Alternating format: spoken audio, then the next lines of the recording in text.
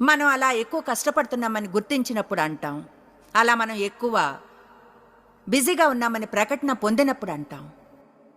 మన షెడ్యూల్ టైట్గా ఉందని, ఎక్కువ వాటికి కమిట్ అయ్యామని. నాకు చాలా ఎక్కువ కమిట్మెంట్స్ ఉన్నాయి, ఏదో ఒకటి మారాలి. నేను చాలా బిజీగా ఉన్నాను, ఒత్తిడిలో ఉన్నాను, ఏదో ఒకటి మారాలి. ఈ పిల్లల అదుపులో లేరు, అసలు ఏదో మారాల్సి ఉంది. కమాన్. అయితే మనం అనుకున్నదే కరెక్ట్గా అవుతుందనుకుంటాం. ఏమవుతుందంటే మీరు పర్వతం చుట్టూ మరొకసారి తిరిగి రేపు మళ్ళీ అదే అంటారు.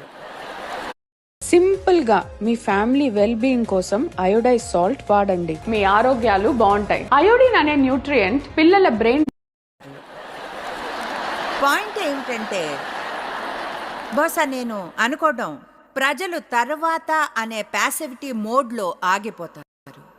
వారికి బాగా తెలిసి ఏదో మార్చవలసి ఉందని. అయితే ఆ సోమర్తనం వల్ల శత్రువు మనం ఆ వైఖరిలో ఉండాలనుకుంటాడు కనుక మనం ఎప్పుడూ మనం మాత్రమే చేయగలదానికి ఎవరో వచ్చి చేయాలి అనుకుంటాం. నా షెడ్యూల్ గురించి ఫిర్యాదు చేసేదాన్ని ఎంత బిజీగా ఉన్నాను చెప్పలేను కూడా, ఎంత కాలమో. తర్వాత ఒకరోజు దేవుడు స్పష్టంగా చెప్పడం విన్నా, చూడు నువ్వే షెడ్యూల్ వేసుకున్నావు, నచ్చకపోతే మార్చుకో. ఎంతమంది ఫీల్ అవుతారు బిజీగా ఉన్నామని, ఒత్తిడిలో, కావాల్సినంత టైం లేదని, బ్లా బ్లా బ్లా బ్లా. కమాన్, చెయ్యి కూడా ఎత్తలేనంత సోమర్థం అవద్దు.